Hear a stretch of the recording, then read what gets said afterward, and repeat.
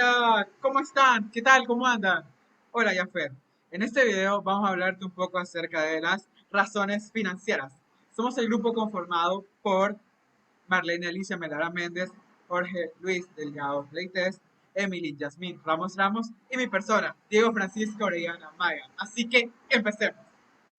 Hola, mi nombre es Emily Yasmín Ramos Ramos y hoy te explicaré sobre qué son las razones financieras.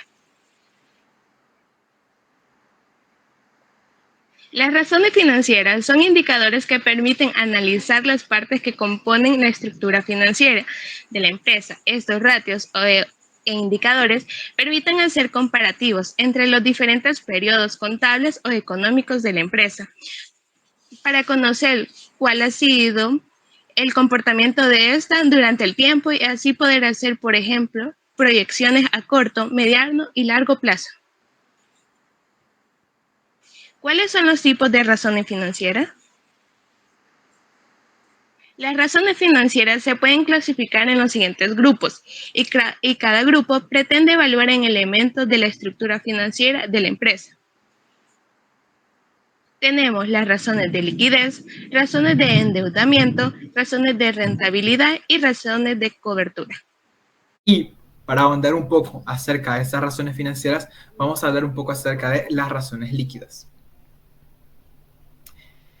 que se entienden como aquellas que brindan información acerca de la capacidad que tiene una empresa para poder enfrentar sus deudas a corto plazo. Entre las razones líquidas encontramos las siguientes, las cuales son capital neto de trabajo, el cual es calculado al restar los activos corrientes al pasivo corriente. Cuando los pasivos corrientes son menores a los activos corrientes, la salud financiera de la empresa para hacer frente a sus obligaciones al corto plazo es mayor. Ahora nos preguntamos, ¿cuál es la finalidad de esta razón financiera? Ok, entre las finalidades está tener control de la liquidez a corto plazo, el seguimiento de la capacidad gerencial para gestionar activos de una forma eficiente, así como estimar la capacidad de crecimiento de la organización o empresa.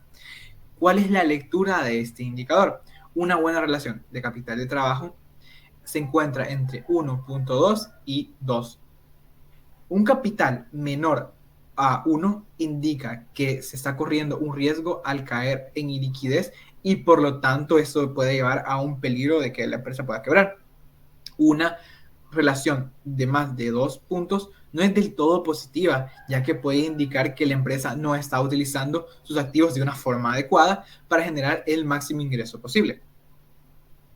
Ahora pasamos con el índice de solvencia, el cual se determina por el cociente resultante de dividir el activo corriente entre el pasivo corriente. Entre más alto, es decir, cuanto mayor sea A1, más solvente se vuelve la empresa.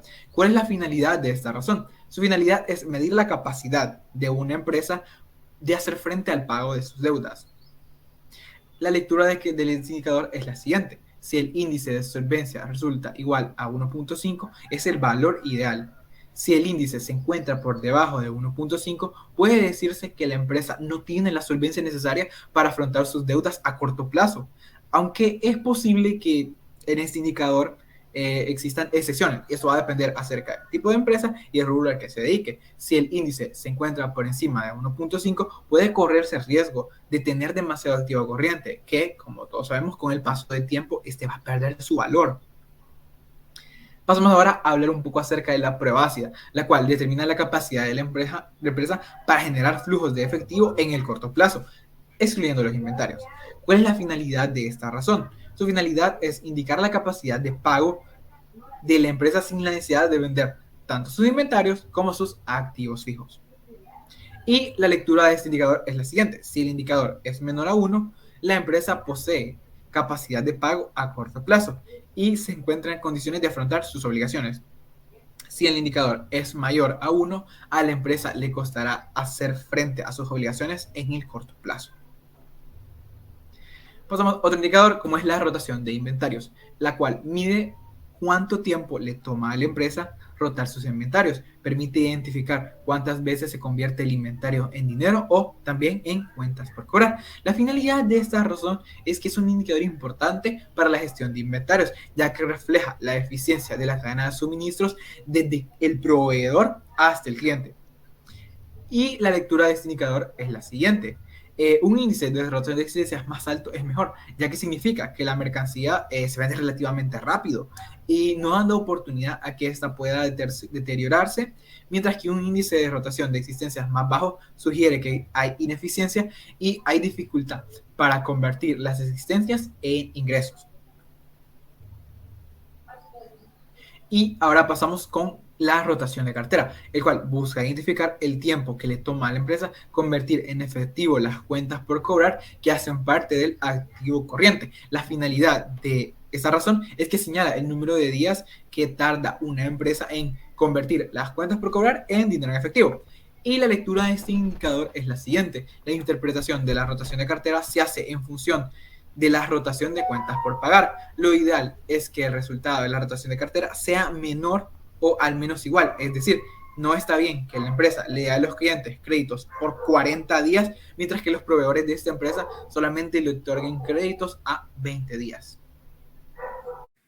Mi nombre es Jorge Delgado y yo continuaré hablando acerca de la rotación de cuentas por pagar. Bueno, este indicador identifica el número de veces en un periodo que la empresa debe dedicar todo su efectivo en pagar dichos pasivos y se calcula dividiendo las compras anuales a crédito entre el promedio de cuentas por pagar. ¿Cómo analizamos este indicador? Bueno, si es demasiado bajo, puede interpretarse como que la empresa está teniendo problemas para pagar sus cuentas, es decir, sus deudas, sus pasivos. Cuando la rotación se incrementa, significa que la empresa está pagando a los proveedores a un ritmo más rápido que en periodos anteriores, y eso es bueno. En cuanto a la razón de endeudamiento, bueno, las razones de endeudamiento permiten identificar el grado de endeudamiento que tiene la empresa y su capacidad para asumir sus pasivos, es decir, sus deudas. Entre los indicadores que se utilizan tenemos la razón de endeudamiento. Esta mide la proporción de los activos que están financiados por terceros. Podemos recordar que los activos de una empresa son financiados o bien por los socios o bien por terceros, es decir, por proveedores o acreedores, y se determina dividiendo el pasivo total entre el activo total. ¿Cómo podemos analizar este indicador? Cuanto más grande sea este porcentaje, mayor es el monto de dinero que otras personas que se emplean para generar utilidades. Por eso el rango de esta razón, la razón de endeudamiento, debe estar entre el 30% y el 50% para tener un óptimo rendimiento. En cuanto a la razón pasivo capital, bueno, esta mide la relación o proporción que hay entre los activos financiados por los socios y los financiados por terceros, y se determina dividiendo el pasivo a largo plazo entre el capital contable, tal como lo podemos ver en la representación. ¿Cómo analizamos este indicador? Bueno, cuando el resultado es superior a 1, se deduce que el financiamiento proveniente es en mayor medida por terceros. Y eso es malo. En cuanto a la razón de rentabilidad, bueno, podemos decir que las razones de rentabilidad, con esta se pretende medir el nivel o grado de rentabilidad que obtiene la empresa, ya sea con respecto a las ventas, con respecto al monto de los activos de la empresa o también con respecto al capital aportado por los socios principalmente. Los indicadores más comunes son los siguientes. El margen bruto de utilidad. Este mide el porcentaje de utilidad logrado para la empresa después de haber cancelado las mercancías o existencias y se calcula de la siguiente forma. A las ventas se le resta el costo de ventas y eso se divide entre las ventas. ¿Cómo podemos analizar este indicador? Bueno, el indicador mide la ganancia que genera vender cierta cantidad de artículos o servicios.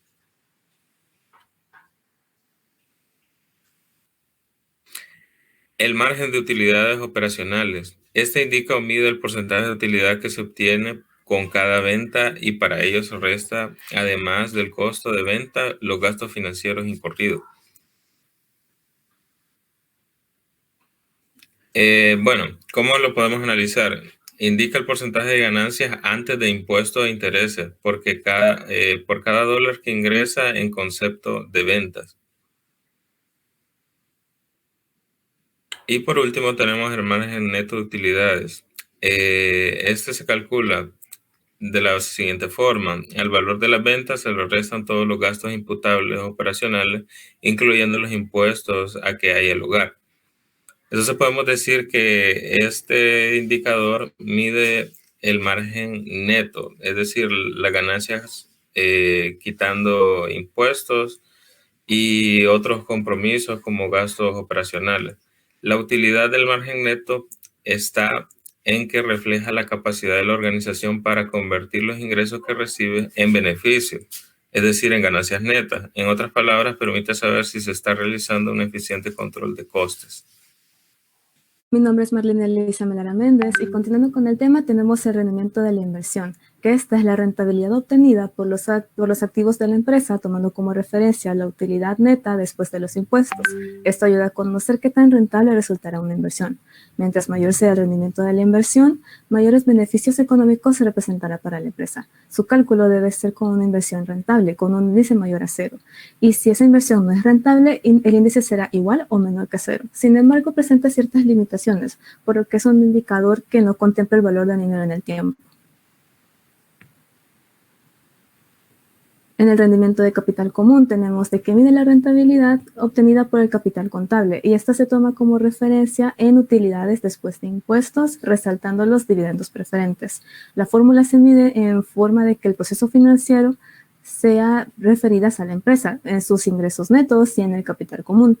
Este también tiene una forma de medición en función a la utilidad neta obtenida y a los resultados del negocio o que sean extraordinarios. Cuanto mayor sea el porcentaje, mejor será el análisis del índice y generar un mayor grado de ganancia para el capital propio. En la utilidad por acción, esta es una rentabilidad que se genera, como dice su nombre, en acción o cuota por parte de la empresa, ya que esta incluye una utilidad básica que está en relación a la utilidad diluida por acción. Esta representa que en estados de ganancias o en pérdidas tendrá una utilidad en variación a los resultados y de características que puedan generar a la empresa, ya que esto ayuda a no tener malas decisiones dentro de una organización. Razones de cobertura. Estas miden la capacidad de la empresa para cubrir sus obligaciones en determinados cargos y apoya a la aplicación de estas para generar una reserva de ingresos mensuales recurrentes. Esta también debe ser una inversión a largo plazo, ya que debe tener una muy buena liquidez. En este sentido, se hace cálculos que se espera que este indicador lleguen a analizar la capacidad que tiene la empresa para pagar sus deudas. La cobertura total de pasivo, que esta determina la capacidad que tiene la empresa para cubrir el costo financiero de sus intereses y el abono del capital de sus deudas, ya que se considera que la capacidad que tenga la empresa para cubrir sus obligaciones en sus intereses y amortizaciones refleje la capacidad que tiene la empresa para cubrir sus gastos financieros, tanto temporales como sus gastos fijos. Y la razón de cobertura total, que esta determina la capacidad que tiene la empresa para cubrir con las utilidades los costos totales de sus pasivos y otros gastos como arrendamientos. Esta incluye intereses, abonos al capital y al monto de la erogación sustraída del dividendo. Con esto concluimos nuestro video explicativo acerca de las razones financieras. Muchas gracias, Jafet Morales, por ver nuestro video y nos veremos en una próxima presentación. Chao, chao.